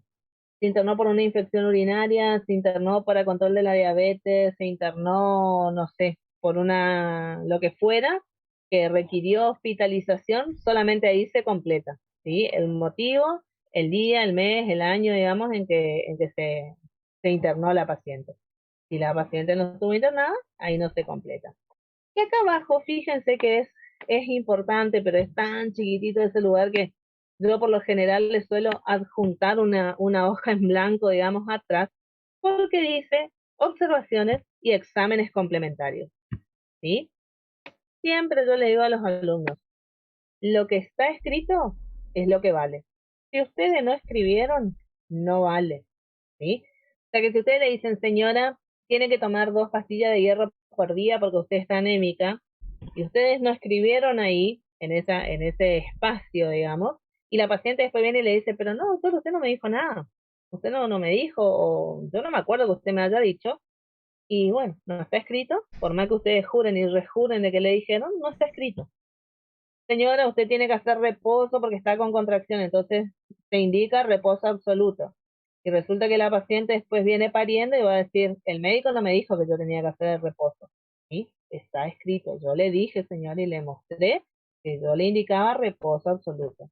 Entonces, en este espacio, que por eso le digo que a veces es muy chiquitito, la sugerencia es, cada vez que la paciente va a la consulta, ¿sí? Vieron que ustedes acá le ponían el control que hace, ahí. Ustedes, vamos a suponer, hoy viene la paciente, hoy 20 de septiembre, le hacen el control ¿sí? Todo lo que corresponde, la semana de gestación, el peso, la presión, le miden la altura, le escuchan los latidos, ven si tiene movimiento, determinan si está encefálica, en pelviana, lo que fuera, y después automáticamente se van en esta otra partecita y escriben otra vez. 20 de septiembre, ¿sí? Acá en esto van escribiendo 20 de septiembre. Solicito laboratorio de rutina y qué es lo que le solicitan. Solicito ecografía, solicito exudado, no sé, indico hierro, un comprimido por día o 2 comprimidos por día, indico tal óvulo por leucorrea, cito a control en 10 días, en 15 días, en 20 días. Todo lo que ustedes le dicen al paciente, traten, en lo posible, aunque sea resumido, de anotarlo en este espacio. Entonces, si después la paciente no viene, no vino porque no quiso, no porque ustedes no le dijeron. Si la paciente no hace el tratamiento y tiene alguna complicación, no es porque ustedes no le dijeron o no le indicaron. La paciente no hizo el tratamiento, ¿sí? Entonces, si quieren evitar problemas legales el día de mañana, anoten todo. Lo que no está escrito, no está escrito, ¿no? O sea, no les va a salvar, digamos, porque usted es su palabra contra la de la paciente, ¿eh? Entonces, acostúmbrense a anotar acá. E inclusive, fíjense que dice observaciones y exámenes complementarios. Entonces, allá adelante podemos anotar los laboratorios, pero no tenemos lugar para anotar las ecografías, no tenemos lugar para anotar algún electrocardiograma que le pidamos a una hipertensa. Entonces, en este espacio también ponemos, ¿sí?, esos resultados de ecografía o de otros exámenes que le pidamos que adelante no teníamos dónde anotar. Entonces, que vaya quedando todo registrado en el carnet de la paciente, digamos, ¿sí? E inclusive, si ustedes pueden hacer doble este trabajo, o sea, tener ustedes también el suyo, porque es fácil, la paciente puede perder su carnet y quedamos en la misma, su palabra contra la de la paciente, ¿sí? Entonces, ustedes pueden hacer a la par otra historia que les queda a ustedes en el consultorio, de las mismas características, o donde esté todo anotado, es mejor. Yo en mi consultorio privado hago así. Lamentablemente me lleva mucho tiempo entre que uno habla con la paciente, que le saca las dudas, que le controla, que le anoto en su ficha que le doy, que le anoto en mi ficha que le doy, pero es lo único que después, el día de mañana, les va a salvar ante un eventual juicio de mala praxis, digamos, ¿sí? Yo. Bien. ¿Estamos con esto entonces? Vamos a ver un poquito de pelvimetría. ¿No tiene ninguna... ¿No tiene ninguna otra duda de esto? Igual esto lo vamos a seguir trabajando porque esto es el ABC de nuestra materia, digamos. Todo el cursado tenemos que trabajar sobre historia clínica de la internación y del carnet perinatal, así que esto no van a zafar, digamos. ¿Ninguna otra duda de eso entonces?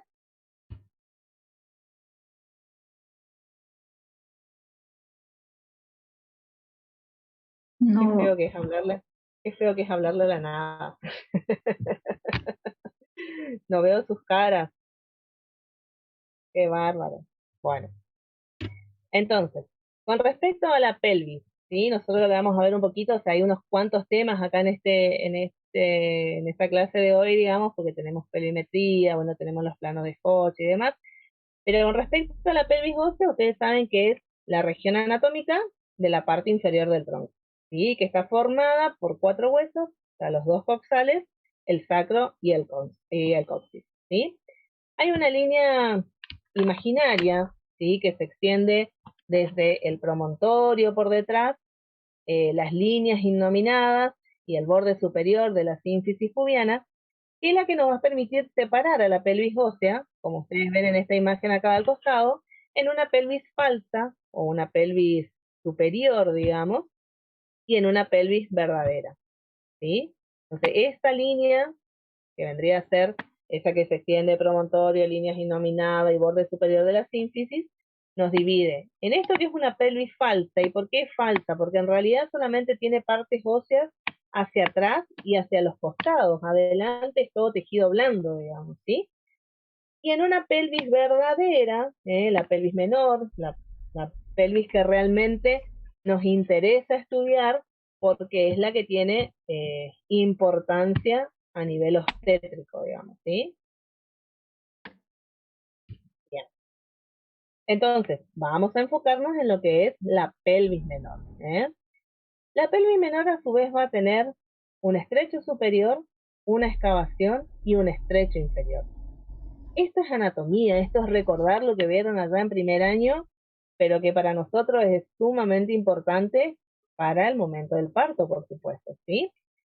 El estrecho superior, digamos, está limitado por el borde superior de la sínfisis y del cuerpo del pubis, ¿sí? Adelante, borde superior de la sínfisis y del cuerpo del pubis, la eminencia hilopectínea, la línea innominada, las articulaciones sacroilíacas, los alerones del sacro y el promontorio. El promontorio es la unión entre la quinta lumbar y la primer vértebra sacra, ¿sí? Ya por debajo de eso tenemos la excavación pelviana. Esta excavación pelviana es la importante, digamos, ¿sí? Que tiene por detrás al sacro, al coxis, a la articulación sacrocoxigia, los ligamentos sacrotuberosos, los sacroespinosos, los isquion a los costados, los isquiones, y hacia adelante el pubis. Y el estrecho inferior ya se encuentra limitado por el borde inferior de la sínfisis pubiana, la rama isquiopúbica, el borde inferior de los ligamentos sacrociáticos mayores y el coxis. Esto es estudiar, no les queda otra, digamos, ¿sí? Con respecto al tema de los diámetros de la pelvis, ¿sí? Vamos a ver, siempre vamos a hablar de la pelvis menor, que es la que nos interesa, digamos, y en la mayoría de ellos tenemos diámetros anteroposteriores, diámetros transversos y diámetros oblicuos, ¿sí? Entonces volvemos al estrecho superior otra vez.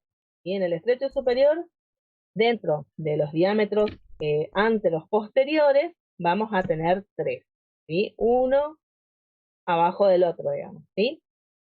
El promonto suprapúbico o suprapubiano, digamos, que es el conjugado anatómico, se extiende, como ustedes pueden ver ahí, desde el borde superior de la sínfisis pubiana hasta el promontorio, ¿sí? Les consulto algo porque la verdad que no sé. ¿Ustedes ven la flechita que yo marco por ahí o eso lo veo yo nomás? Sí, se ve, Doc. Sí, sí. Ah, bueno, perfecto. Entonces, desde el borde superior de la sínfisis pubiana hasta el promontorio, ese es el diámetro promonto suprapúbico o suprapubiano, ¿sí? Que mide 11 centímetros. Por debajo de eso vamos a tener un diámetro anteroposterior que es un poquito más pequeño, justamente porque está ahí más, o sea, está como la pancita, digámoslo así, del pubis, y entonces es un diámetro de 10,5 centímetros nada más, que es el promonto retropubiano, ¿sí? Desde la mitad de la sínfisis pubiana hacia el promontorio.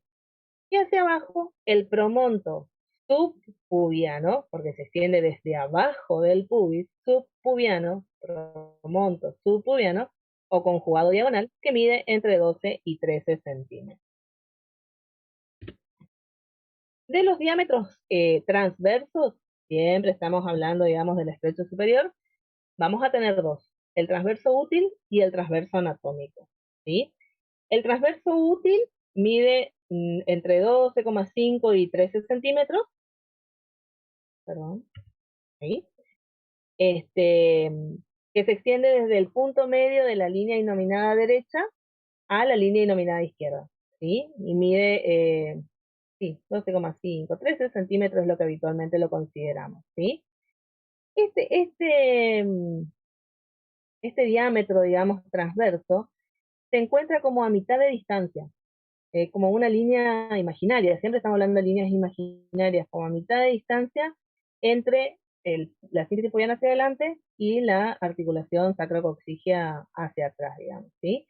Y obviamente es algo que está funcionalmente disminuido porque hay músculos adentro, o sea, estos 13 centímetros que decimos, estamos hablando solo de la parte ósea, pero en esta parte todavía hay muchos músculos, entonces es un poco más reducido el tamaño, ¿sí?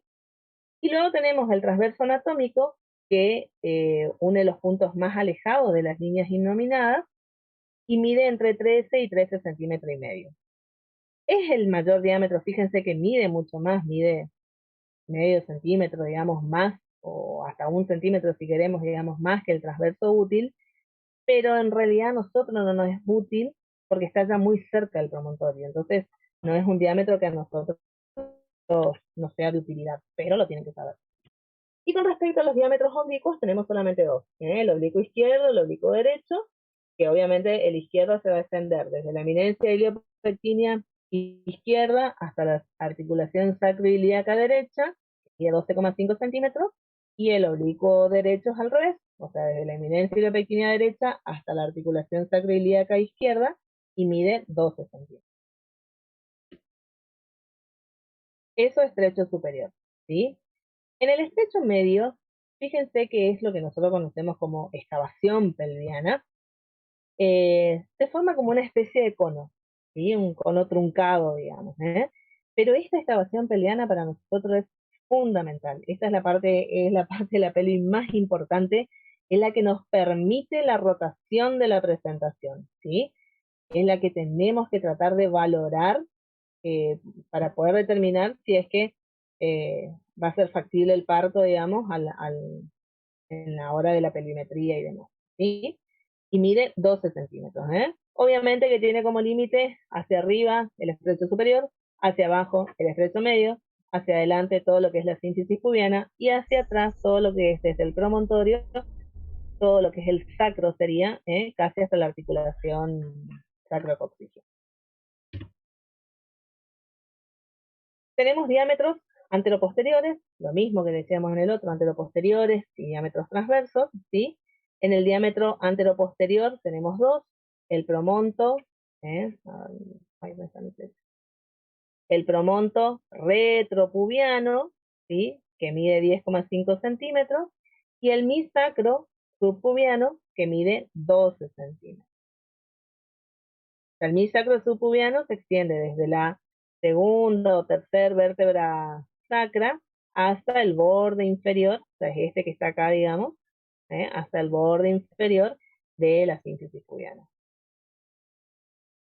De los diámetros transversos, tenemos uno lo más importante, ¿sí? El interespinoso o biciático. Obviamente, se extienden entre ambas espinas ciáticas, digamos, ¿sí? Y mide 10 de 10 a 10,5 centímetros, y según el Schwartz, si ustedes lo leen en el Schwartz, les da como que mide 11 centímetros, pero nosotros generalmente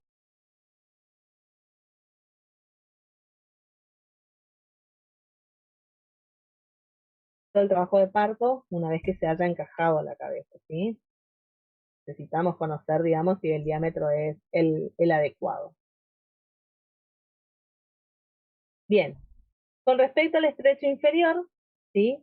Tenemos diámetros anteros posteriores y diámetro transversos. Dentro del de los diámetros anteroposteriores tenemos el subsacro, yo les marqué acá con rojo para que, o sea, esta es una imagen que tiene los diámetros anteroposteriores también, ¿sí? Pero no encontré otra imagen, entonces por eso la volví a repetir. El subsacro subpubiano, que mide 11 centímetros, y el subcoxis subpubiano, o sea, subcoxis subpubiano, que mide de 8,5 a 9,5 centímetros, pero que durante el trabajo de parto, ustedes ven acá el dibujito como que está en línea de puntos, hay como una línea de puntos, bueno, esto es el coxis, que durante el trabajo de parto se retropulsa, o sea, va hacia atrás. Esta articulación tiene una flexibilidad que permite eso, entonces, en el periodo expulsivo, esto va hacia atrás, el coxis, y entonces obviamente que este diámetro anteroposterior, de ser de 9 centímetros en promedio, pasa a tener 11 a 12 centímetros, ¿sí? El famoso huesito dulce que le va a decir las pacientes, digamos, ¿sí? Y en el estrecho inferior, el diámetro transverso es el biisquiático, ¿sí? O bituberoso, que es el que más nos interesa, digamos, que mide casi 11 centímetros, y el biciático, que mide 10 centímetros. Bien. Entonces, estas medidas, para que ustedes se ubiquen, digamos así en grosso modo, tenemos pelvis falsa y pelvis verdadera. En la pelvis verdadera, que es lo que estudiamos con más énfasis, estrecho superior, estrecho medio, estrecho inferior. Cada uno de estos tres tienen diámetros anteroposteriores, transversos, y algunos tienen diámetros oblicuos importantes.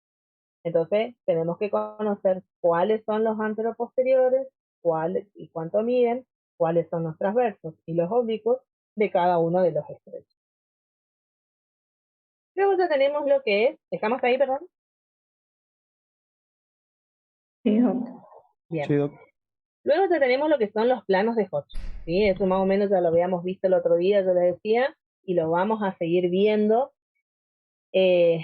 A ver, es un poco complicado darle una parte ahora, ya los próximos trabajos de práctico vamos a dar todo lo que tenga que ver con parto, entonces quizás volvamos a repetir estas cosas, volvamos a ver los planos de Hodge, ya la vimos el otro día, la vemos ahora, la vamos a ver más adelante, y sí, porque es la única manera de que ustedes puedan ir interpretando un todo, digamos, ¿sí? Entonces, lo que nos va a permitir a nosotros estos planos simulados, imaginarios, que son planos paralelos, digamos, es ir estudiando el descenso de la presentación en el canal del parto, ¿eh? Y poder determinar los grados de encaje que va a presentar que va a tener la presentación, ¿sí?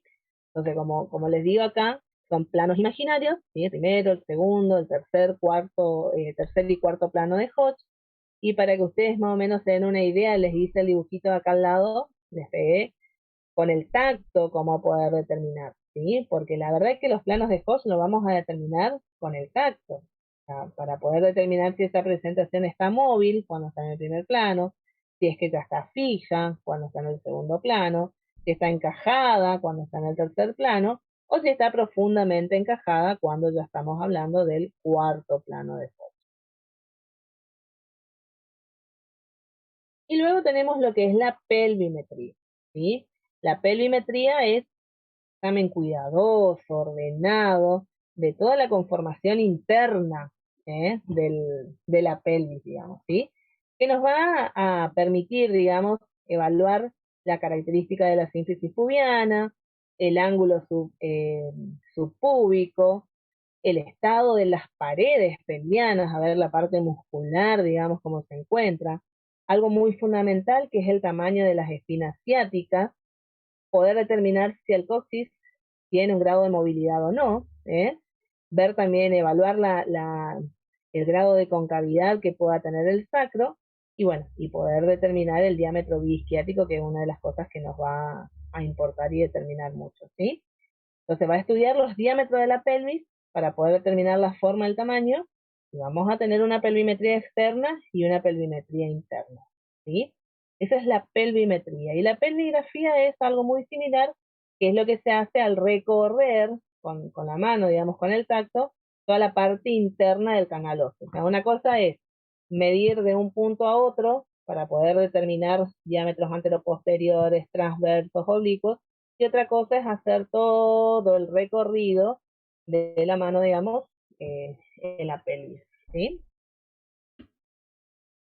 Bueno, con respecto a la pelvimetría externa, a ver si es que... Así está bien. Pensé que se me habían trastocado los... Ay, sí, perdón. La tecnología no es lo mío.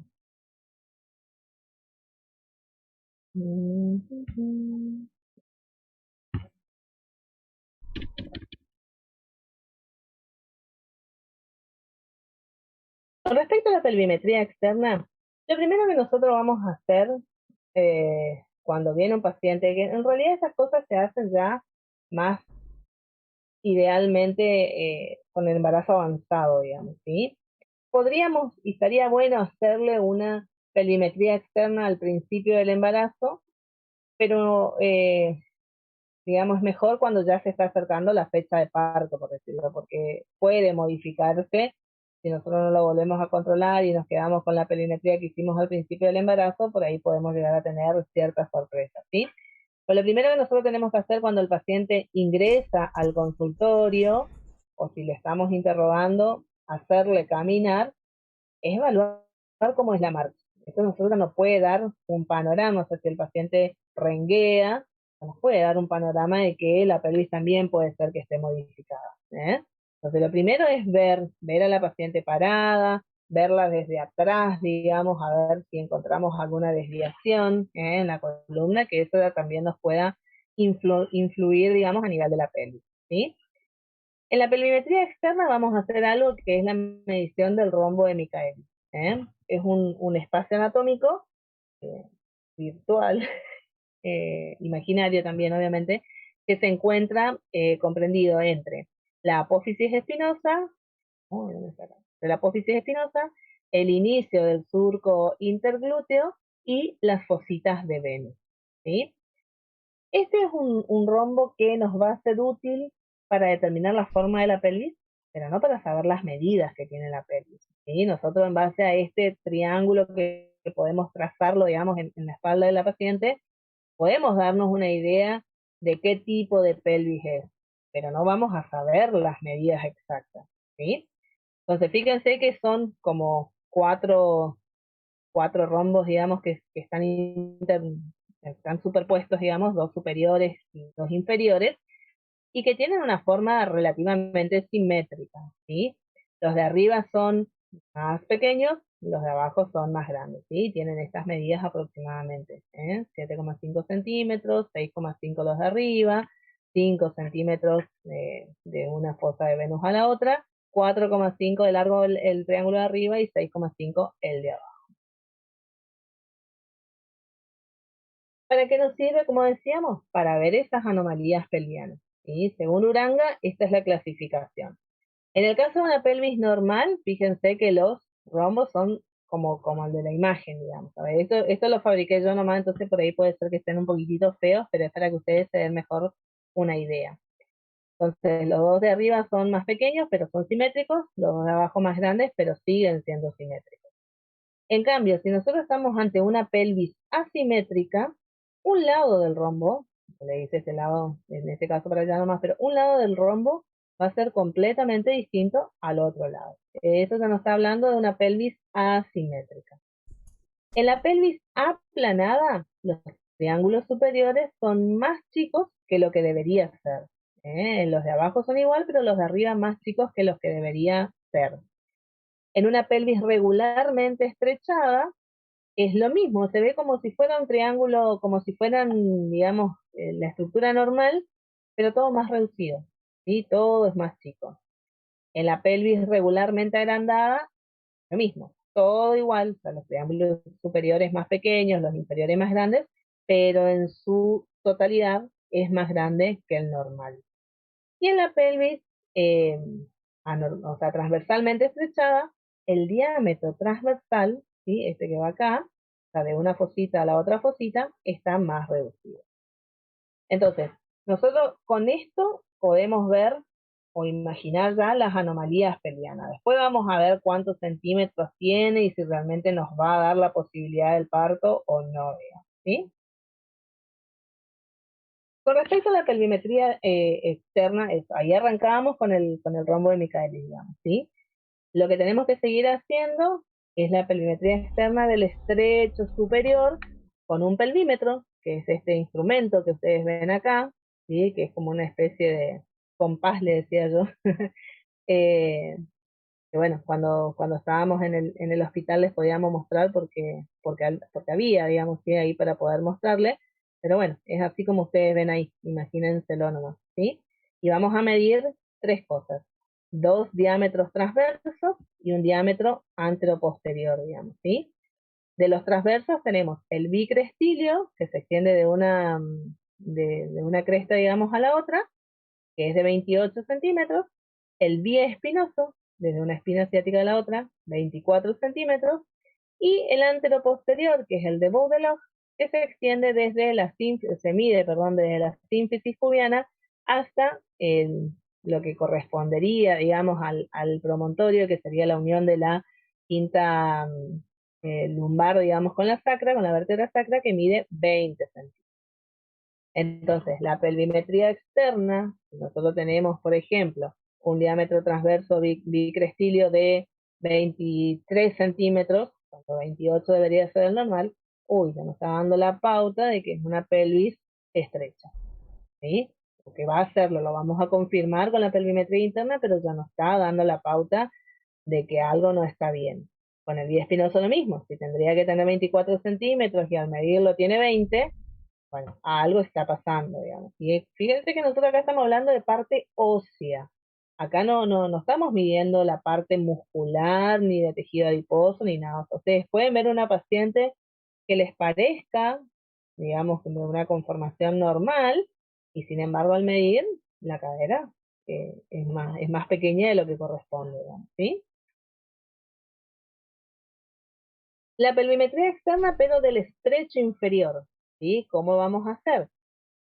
En la primera la hacemos con la paciente parada, como estábamos haciendo el resto, nada más que ahora vamos a irnos un poquitito más abajo y vamos a medir el diámetro bitrocantéreo, o sea, entre un trocánter y otro, que va a ser de 32 centímetros, la medida normal, y la otra se hace con la paciente acostada, ¿sí? En posición ginecológica, ¿eh?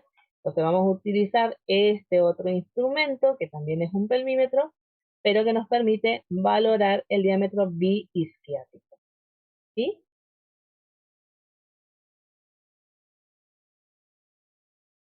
Bien, el biisquiático mide 11 centímetros. Ahora vamos a la pelvimetría interna, ¿sí? De la pelvimetría interna es la que a nosotros nos va a permitir, con eso vamos a poder investigar los diámetros que existan entre dos puntos óseos, digamos, en la pelvis menor, que es la que a nosotros nos interesa, digamos, ¿sí? Esto nos va a proporcionar de una manera más directa, no, es indirecta también, pero de una manera más directa, la medida de los diámetros, tanto del estrecho superior como del estrecho inferior, ¿sí? Y nos va a permitir valorar la vía de culminación, o sea, el pronóstico del parto, si va a ser factible o no va a ser factible, ¿sí? Y la pelvimetría interna sí se realiza a partir de las 37 semanas, ¿eh? Antes de ese tiempo no tiene mucho sentido poder hacerla, digamos, ¿sí? Podemos hacer la pelvimetría digital con los dedos, obviamente introducidos en la vagina, la pelvimetría instrumental y la radiopelvimetría, que es a través de los rayos X, que en realidad no se hace, ¿sí? Generalmente lo que hacemos es la pelvimetría digital, digamos, ¿sí? Entonces, ¿cómo vamos a hacer? Fíjense, paciente acostada en posición ginecológica, contacto, digamos, obviamente, acá si ustedes ven, parece como que la persona que está tactando es zurda, habitualmente la mayoría de los pacientes son diestros, digamos, entonces, perdón, la mayoría de los médicos son diestros, entonces el dibujito tendría que ser diferente, pero bueno, eso es tema aparte, ¿no? ¿Qué vamos a medir? El diámetro promonto subpubiano. Fíjense que el nombre ya les va diciendo, o sea, no es tan difícil después acordarse los nombres. Desde el promontorio hasta el pubis. Entonces vamos a hacer un tacto bidigital, o sea, con dos dedos, índice y medio, tratando de localizar el promontorio, la punta del dedo queda en el promontorio, y con el dedo de la mano que les queda, marcan ahí a nivel del pubis. Esta medida debe ser por lo menos de 12 centímetros, ¿sí? Este es el tamaño que debe tener para poder ser un canal de parto factible, digamos, ¿sí? Lo otro es muy similar con la mano. Bueno, fíjense que acá en este dibujo sí, la mano es la derecha, digamos, pero el tacto es de la misma manera, es bidigital, dedo índice y medio, pero en lugar de medir desde el promontorio, descendemos y medimos ya desde aproximadamente, le faltaría un poquitito más abajo, la articulación, desde la unión de la articulación sacrocoxígea, digamos, ¿sí? ¿Hasta dónde? Otra vez hasta el pubis, digamos, hasta el borde inferior del pubis. Bueno, y ahí estamos haciendo lo mismo, porque lo que estamos midiendo, digamos, es toda la distancia de todo lo que sería ya la excavación esta, digamos, del hueso sacro. Bien, pelvigrafía que decíamos, era el recorrido, ¿sí? De la cavidad, digamos, un examen cuidadoso y ordenado de toda la conformación interna. Con esto vamos a evaluar las características de la sínfisis pubiana, todas las paredes pélvicas, el grado de concavidad que pueda tener el sacro. Entonces fíjense que con el dedo, en las distintas imágenes le va mostrando cómo con el dedo vamos recorriendo todo el interior, ¿sí? Tenemos que dar toda la vuelta para poder valorar si se palpan las espinas, si se tractan, perdón, las espinas ciáticas, si encontramos alguna convexidad que pueda tener el sacro y que no sería normal, si podemos detectar que el coxis no se propulsa, no tiene gran movilidad, ¿eh? Eso es lo que hacemos con la pelvigrafía. Y hacemos algo más que se llama el moldeado de Selheim, ¿sí? Este moldeado, digamos, es una maniobra para poder determinar el ángulo de la arcada pubiana, para poder ver si la arcada pubiana nos va a permitir un parto normal o así poder detectar anomalías pelvianas, ¿sí? Fíjense que también con la paciente acostada, esta vez nos ponemos en posición ginecológica, nos ponemos enfrente de la paciente y vamos a colocar el dedo pulgar siguiendo, fíjense que ahí el dibujo les muestra, siguiendo la rama inferior del pubis y simulando el ángulo que hace, digamos, esta rama del pubis, ¿sí? Cuando este ángulo que se forma acá abajo, acá en el dibujo le muestra como en vivo, cuando este ángulo que se encuentra acá abajo sea menor o mayor a los 90 grados, estamos hablando de algo patológico, ¿sí? Fíjense acá abajo les muestra más como el hueso, digamos, sin todas las partes blandas, el ángulo de 90 grados, que es lo que se debería formar, ¿sí?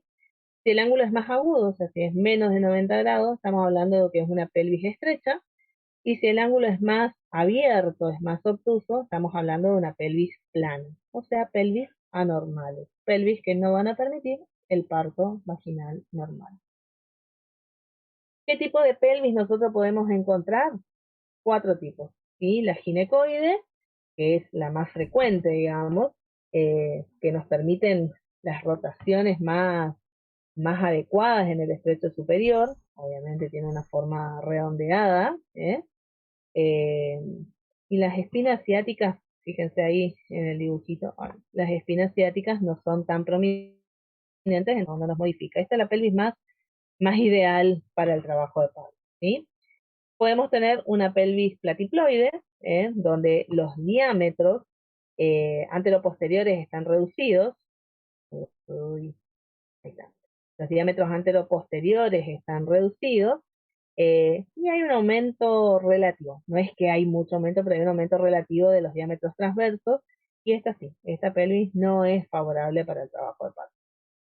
En la pelvis androide es estrecha transversalmente y las espinas ciáticas sí son más prominentes, entonces también es una pelvis que no nos favorece demasiado al trabajo de parto, pero va a depender de la paciente, de la paridad, o sea, de la paridad que tenga la paciente. O sea, si es primigesta y sí, va a ser una pelvis bastante complicada para el parto.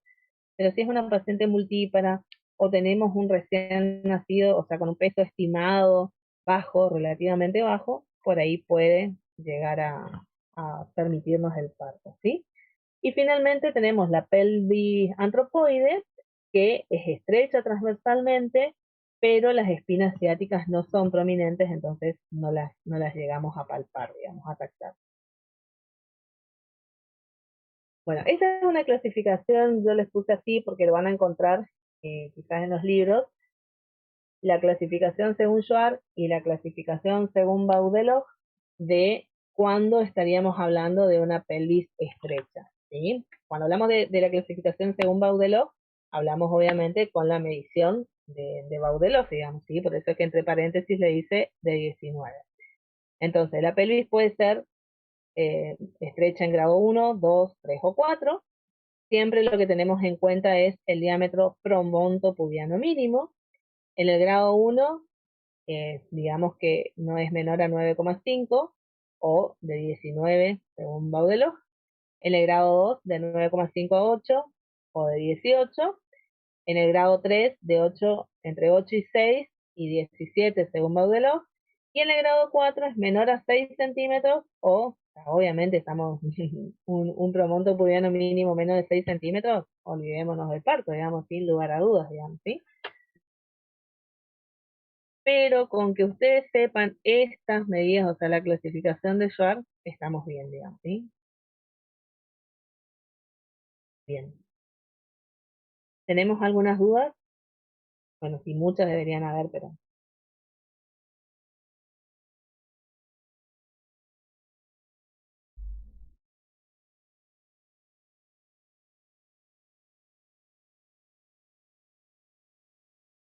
Nadie quiere preguntar nada.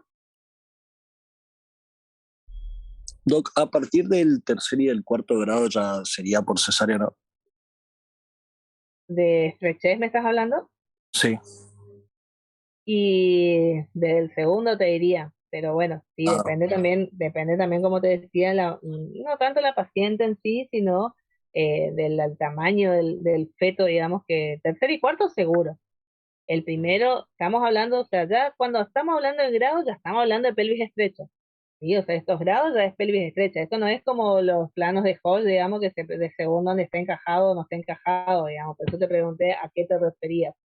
Porque si, por ejemplo, me hablas de los planos de Hodge y me decís en cuarto, si la presentación está en cuarto grado, ¿es cesárea? Y no, si está en cuarto grado, medio que ya tiene que salir por parto normal, digamos, ¿sí? Si está en primer grado o segundo, podríamos llegar a hacer una cesárea. Entonces, eso es un tema.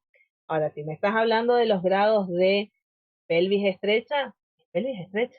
Estamos hablando de una anomalía de la pelvis. O sea, no estamos diciendo que es una pelvis normal, un poco menos normal. No, no, es una pelvis anormal.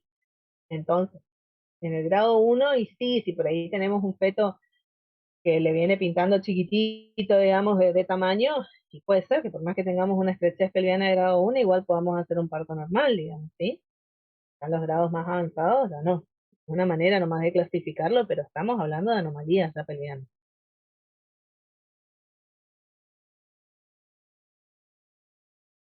ok, gracias, Doc.